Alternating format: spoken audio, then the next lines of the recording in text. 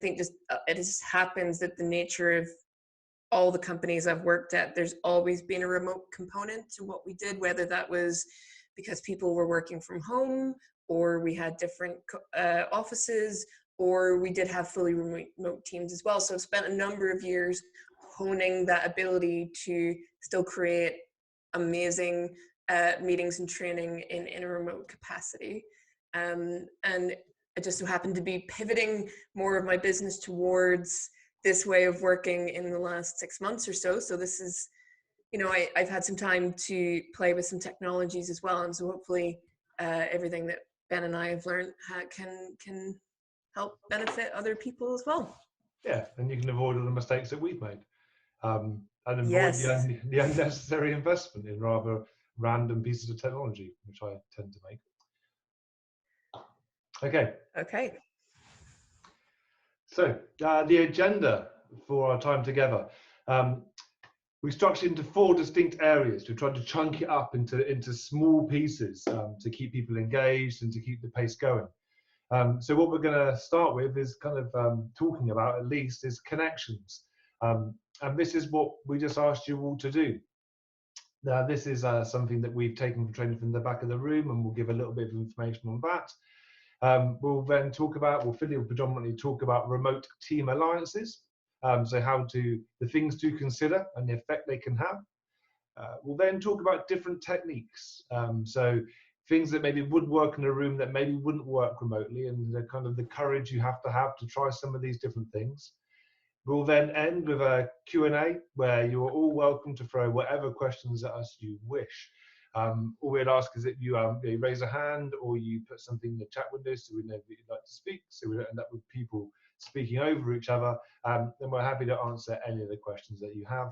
And then we'll be handing over to Kareem Harbert, who will be wrapping up the session for us today. And we'll start with something called connections. Now, connections is something which Philiy and I first became aware of in training from the back of the room, Sharon Bowman's book and training course, and being both of us certified training from the back of the room trainers, we really appreciate the effectiveness of having strong, what we would call connections activities at the beginning of any physical or particularly remote training. Now, what do we mean by connections? Well, if you think of the exercise that we just went through, what we asked you to do was to think back to some successes or something that you've tried in the past, or what some of your challenges are with remote training and facilitation. So we asked you to connect to the topic. Then, and this is something which has only become really, I think, easy over the last couple of years, particularly in Zoom, when you're doing this remotely, is to get people to connect to each other in small groups. Now, if we were in a physical training room, we would get people pairing up, forming threes, we would get people moving around and talking to each other. And historically, when you look at some of the older tools, whether it's just your standard screen shares or more traditional style of webinar, the opportunity to have people breaking out into separate rooms and interacting with each other is limited. So we want people to connect to each other as well. And there's good reason for this. When you look at some of the neuroscience behind learning, what it's clear to see is that when people are feeling fearful, when people are scared of something, whether that's something in the environment, whether it's somebody they're sitting with, whether it's just the fact they're doing something remotely for the first time, it can be quite daunting. And when we feel that fear, part of our brain, the amygdala or amygdala, will tend to activate. And when the more and more that a part of our brain gets aroused, the harder it is for us to learn anything other than how to survive. So as soon as that fight or flight mechanism kicks in, it's difficult for us to absorb new information. And if that continues through the training, it's particularly if it's remote, people can sit there suffering in silence, they can disengage, maybe they'll start doing something else. So that flight mechanism from a remote situation could be just turning away and doing something on the other screen, disengaging with what's happening. The fight mechanism could maybe be leading them to have some kind of emotional reaction to something, asking a very short question, or maybe just kind of making it very uncomfortable for other people too. So by having people connect to something they already know, it can give people a sense of comfort, because they realize that actually they already know a lot about the topic. By then also having them connect to each other, what that means is that they know that they're part of a community, that it's safe. They begin to build social bonds. And those social bonds, that connectedness, helps people relax and really focus on the learning environment, realizing that we're all in this together. So that's why we firmly believe that the connections activities, engaging people in this, is of the utmost importance. And all of this in a group environment helps to create psychological safety. And when we have a psychologically safe environment, it means that people are free to ask any question. It means that they don't mind raising their hand, they don't mind interjecting. They don't feel fearful of that at all. And that interjection, that contribution, is in no way judged by anybody else in that learning environment or the team you're working in. So connections activities accelerate all of that. And as I said, with Zoom, it's very, very easy to split people off into breakout rooms. So we're going to have another little go at using some breakout rooms. And what we'd like to do is we'll split you off again. I think we have around almost 60 people now. So I'll split you off into individual rooms. You'll have 3 minutes. And within those 3 minutes, what I'd like you to do is to discuss ways in which you think you could use a connections activity, whether that's in your physical training or maybe the relevance to what we're here to talk about today. How could you use a connections activity in a remote meeting? How could you use it in remote training? Or where have you already used it? And maybe you'd like to try something different. So we'll split you all off into separate rooms, and then we'll reconvene in around 3 minutes' time. So moving on to the second tip, and that is a remote team alliance. So a lot of you might have alliances with your teams already, and some of you may not. So it's a good opportunity to either update what you currently have, because some things may not hold. For example, the way that you do pair programming, for some of the practices that you do, you may have to change that completely for now working remotely. But it's just about taking that time to really intentionally design how you want to work together and how it might be different given that people are remote. Oh, I've gone. Oh no. And technology always goes wrong. These are spoilers for later. Let me get back to the slide I wanted. There we go. So why is this helpful for teams? So there's 3 main reasons why. So it creates a structure. So you might even want to put into this, how are we going to structure our days? When are we going to do what events? You might want to change when your meetings and events normally happen. And for some of us, we're very new to working from home, and so we might be feeling quite unstructured, and this way it gives us structure within an unstructured time, especially with things changing so rapidly at the moment. It also helps to build psychological safety. So as Ben was mentioning with connections, that's partly why we want people to connect so they feel safer, but it's even more important when it comes with your team, right? Because so much of working remotely, because you can't see each other all the time or have those organic conversations. And so people can get a little bit fearful about, well, are people going to think that I'm doing enough work? Am I doing enough work? I know I find it difficult, even just like being at home. I feel like, well, am I doing as much valuable work as I do in the office? For some reason, being in the office, I feel like, oh, I'm in the office, I'm working, even though I might just be drinking a cup of coffee. When I do that at home, it feels somehow worse. I'm not sure why. But anyway, so this builds safety because people know what's expected of them. They know how to interrupt people. They know you might want to say, okay, we might be online for these amount of times, we're going to take breaks. Or just people have things that they have to take care of at the moment that they might not normally do. So childcare arrangements might mean that your workday is different, and just bringing all of those things to the surface can make everybody feel a lot more calmer and accepted. And finally, allowing your team to self-correct. So knowing that we can't all be in all meetings all the time, it allows people to have this sort of guide rails for how we're going to interact, and then build in a lot of checkpoints for this so that we can check in and see if it's working, but at least we've had a baseline to work off of, so we can say what it is that's working or not working, and we can self-correct ourselves on that. So let me see, in our next slide, I've got here some things that you might want to consider when running a remote team alliance. Some things that they might seem so simple, but if we don't discuss them up front, they might get us into issues. So for one, I'm a big proponent of is having your cameras on when you're in a meeting, if possible, because at least you're still seeing a little bit of what's going on. You're getting a little bit of connection and eye contact potentially to get the lens at the right place.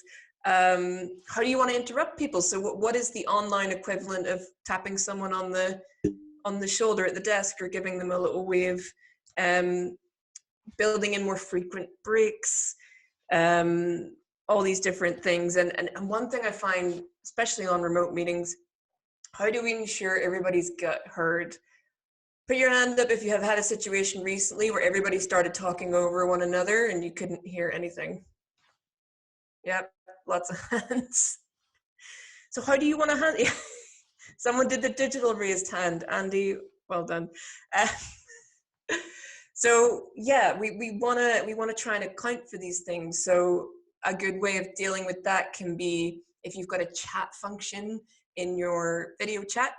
If you wanted to say something, but you weren't able to break into the conversation, which often happens, just put a little, decide maybe it's a single letter, maybe it's the whole question that you just pop into the chat, and then you almost create a kind of queuing system here of who gets to talk next, or coming up with a signal when you want to speak, like putting your hand up, because that's quite noticeable, something like that. But just how will we interrupt each other? Because we're gonna have to.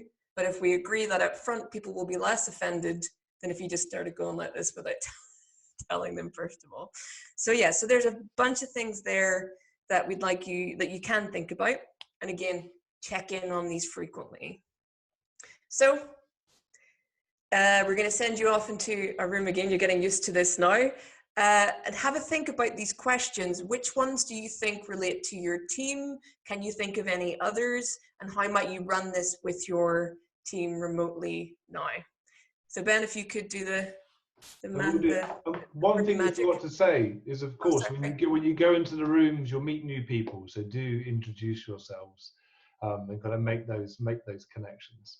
If you give me a second, I'll recreate the rooms and get everyone split up. Okay, 3 minutes, and expect your invitations now. 3, 2, 1, and you're back in the room. All right, welcome back. Just to keep up with our time schedule, we're now moving on to tip 3, which is just about using different and novel techniques. So it's important to remember that what works in the room may not work so well remotely. For example, I personally rely a lot on sort of sensing the mood in the room, observing body language, and I can't do that so much when I'm remote. And also being a trained coach, I use powerful questions a lot when I'm in the room with people. And what I have found through it feeling a lot is when you throw open-ended questions out to a room of remote, when everybody's remote, it just doesn't have the same effect. It doesn't work very well, and you will get silence, and then people are so worried about talking over one another, they're not going to answer. They're not effective in that format, I have found.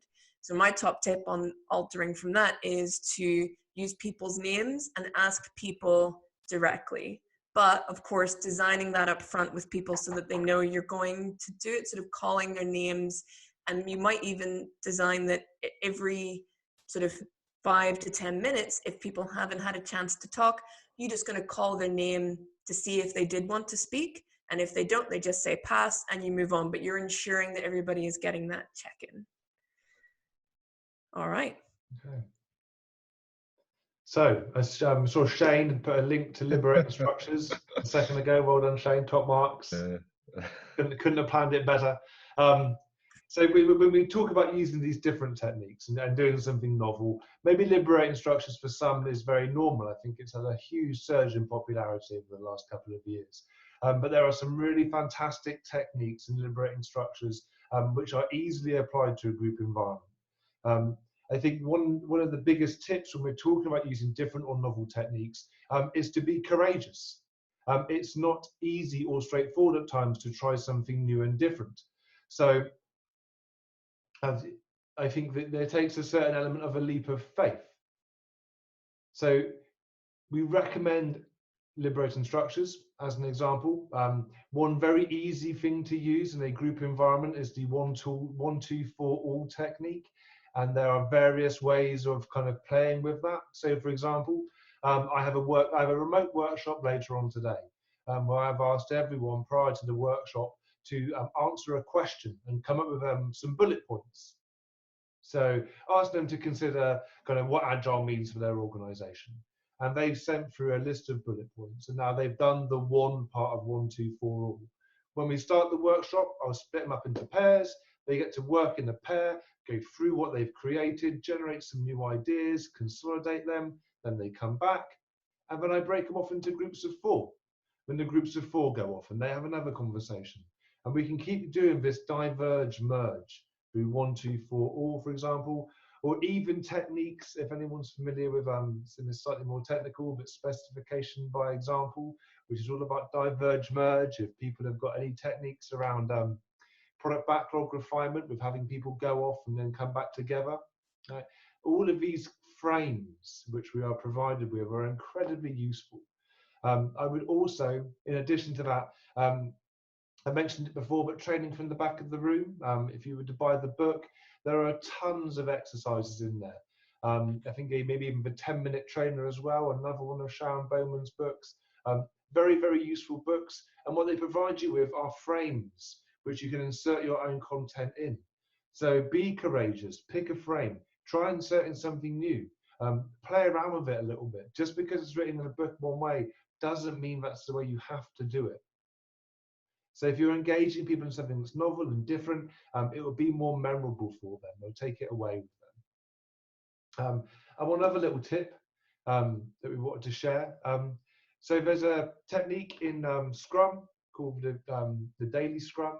Now what we've got here is a slight variation on that, but it's something that Philly's been recommending to some teams that she's been working with, and something that I've been recommending to people, is that find opportunities to connect. I know we spoke about connections at the beginning, but this is in addition to something you may do in training and facilitation.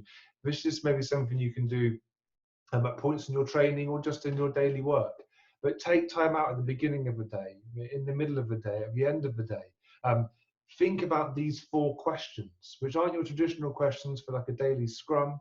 They're a slight variant of it. But these help us to connect to each other. They help us work better as a team. Also, I think it's very important that when you're delivering training or facilitation remotely, and you're using breakout rooms, for example, or in situations such as that, when you're talking to everybody in the group, it can be a very lonely space. You know, the silence can be deafening, particularly as a facilitator. So what you should be doing is, think of ways to break that up. Think of ways to get feedback as you go. Philly did a raise hands. That's a fantastic way to show that people are really listening. But what other ways are there to get some feedback as you go? So don't be afraid to kind of show that courage to break up your training or facilitation and invite the feedback.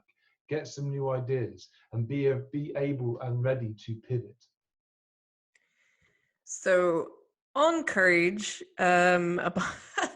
just like an hour ago, Ben and I decided that we would set ourselves a challenge, and I'm going to set a timer up.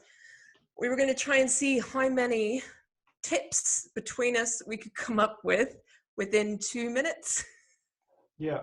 This is totally Yeah, this is we literally thought this up about an hour ago. So we're going to try and find a tip and then a very short kind of 1-sentence overview of what that tip is all about. That's what we agreed, wasn't it, Philly? Oh, we started. Oh, no, wait. Okay, So let me get my head out of the way of the timer. There we go. Let's refresh. So we're going to give ourselves 2 minutes. If somebody wants to keep count of how many tips we get through, then feel free. We will make these tips available. Do not fear if they are worth sharing. Who knows? Let's see how it goes. Mika, would you keep count, or anybody, and then other people can keep count too, and then we just make sure it's fair. Yeah.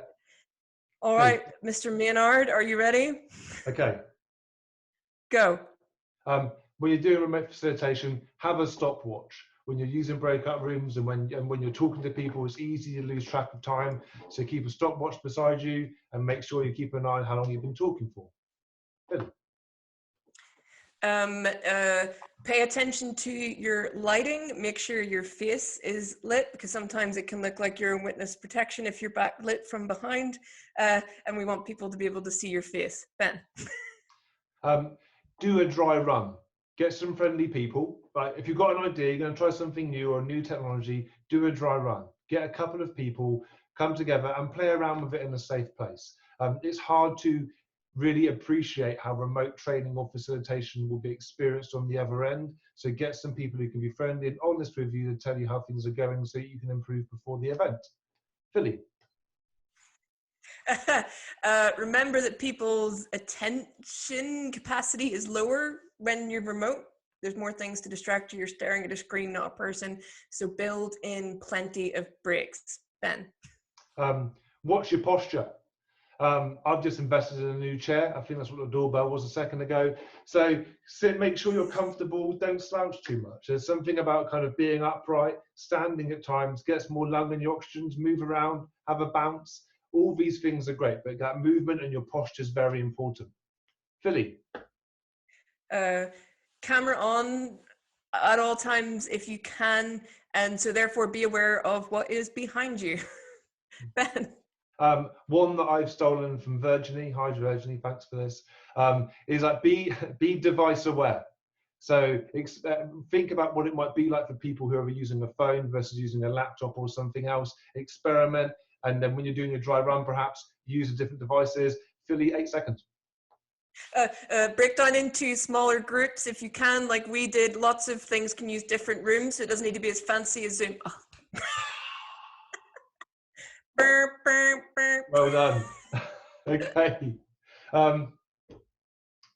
Well, thank you for listening, being participants in mine and Philly's experiment. So we have around 10 minutes left. We want to hand over to Kareem at the end of this, just to give a little bit of a overview of kind of Agile Centre, who've kindly helped us arrange all of this and dealt with the promotion.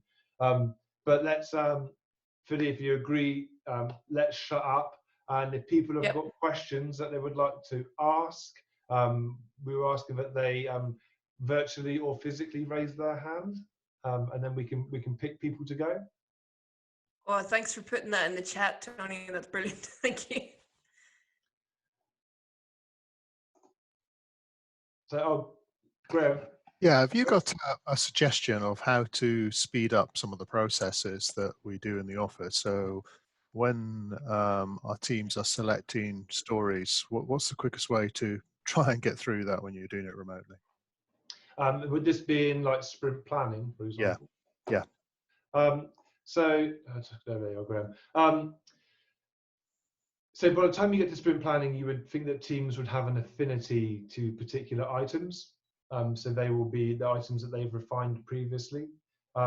If the backlog is, as long as it depends how much your backlog prioritization is fluctuating, but you should have an idea, and the team should be actually entering with an idea of which items they will be picking up.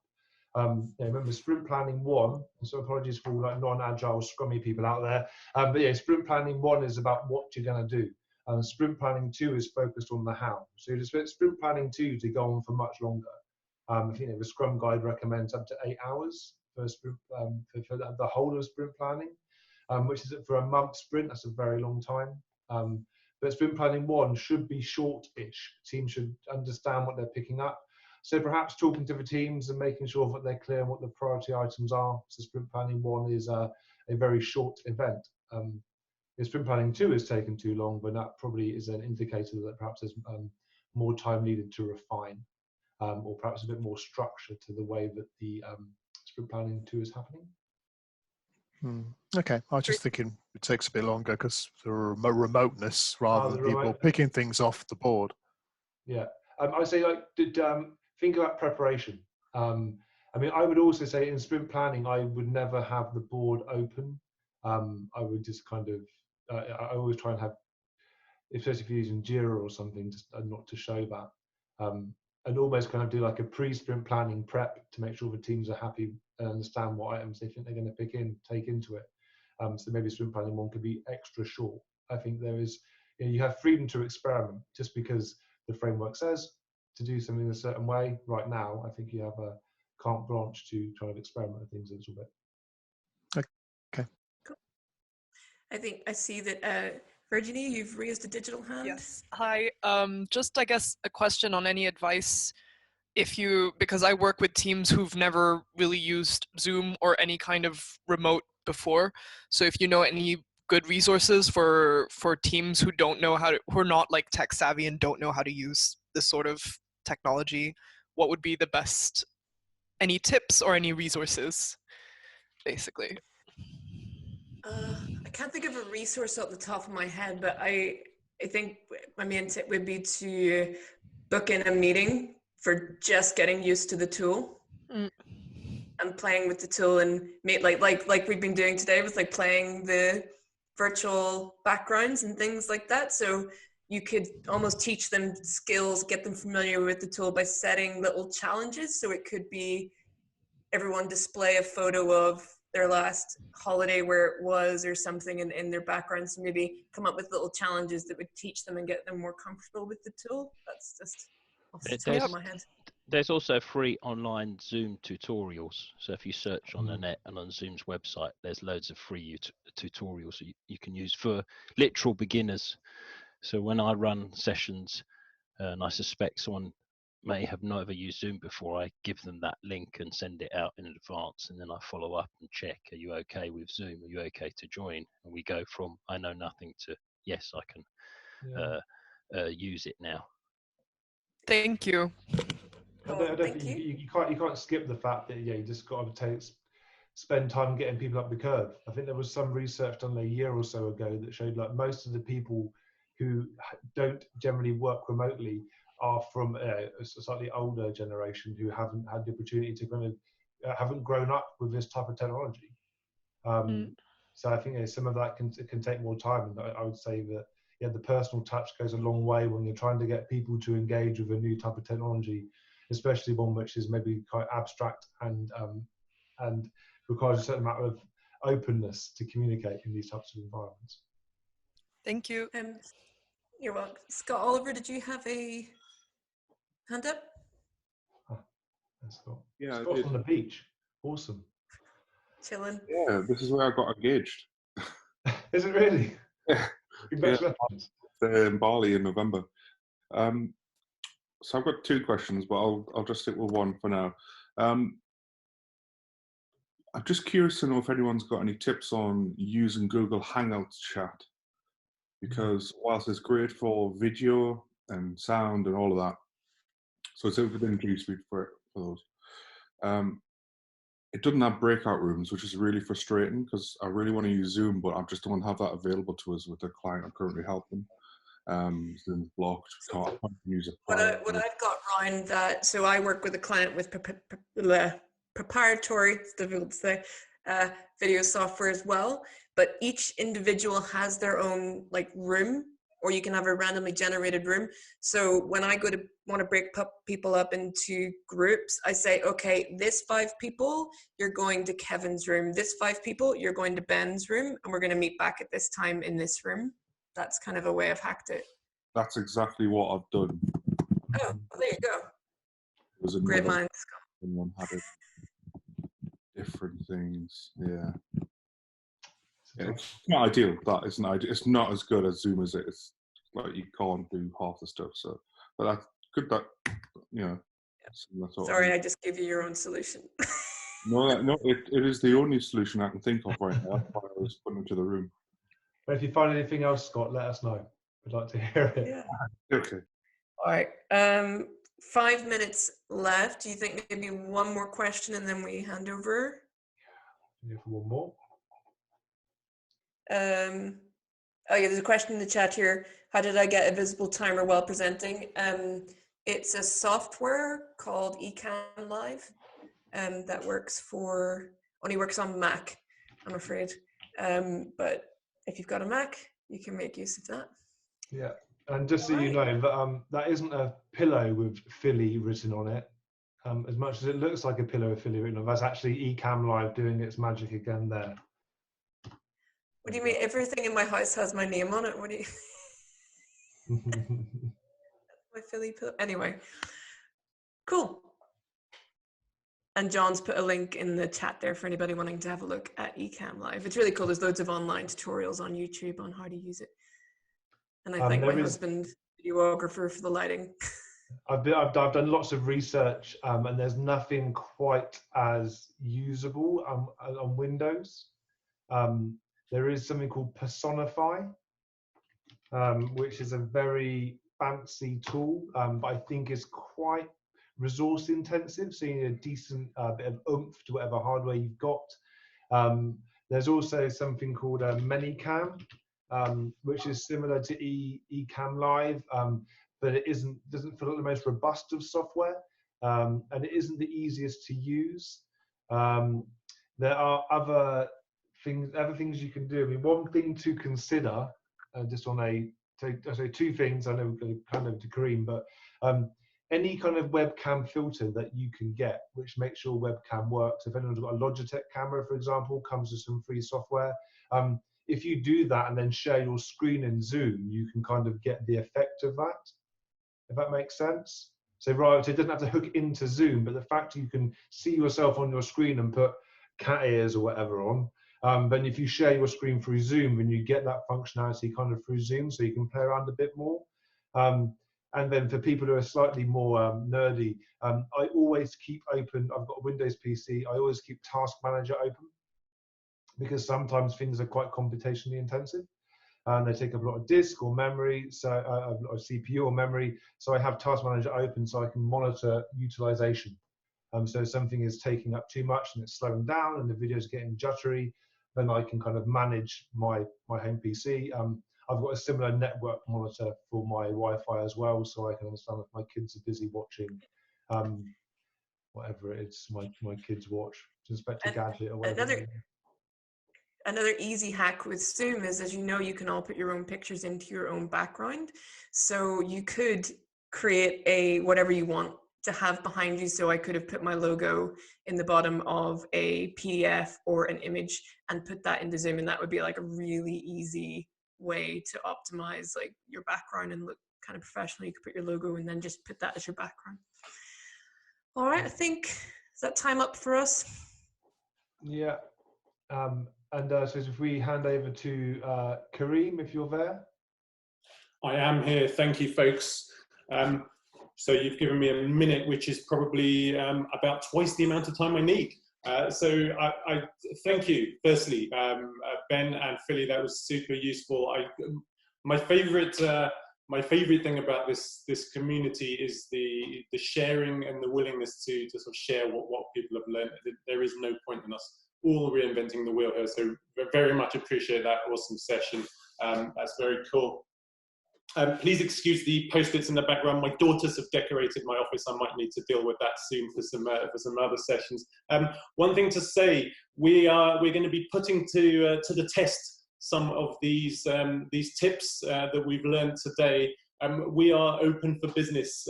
We are reinventing our training to be virtual. We're going to be running CSMs, CSPOs, CALs, less basics, which Ben is going to be teaching for us. And anything else that we can think of to help you, to support you through this particularly challenging time, and to help people keep learning. So look out for that, agilecentre.com. Go and check that out. if there's anything that piques your interest, we're going to be putting these things to the test. I'm going to shut up now because it's 2 o'clock on the dot, so I'll let you get back to it. Happy Monday, everyone, and thanks for joining. And thank you, Ben and Philly, again. Pleasure. Yep. Reach out to us. If anybody's got any questions, just reach out. We're always happy to chat. Yeah, you know where to find us. Thank you, everyone. Have a fantastic afternoon. Stay safe and well. Thank you. Thanks. Bye. Thank you. Bye. Thank you. Bye-bye. Bye.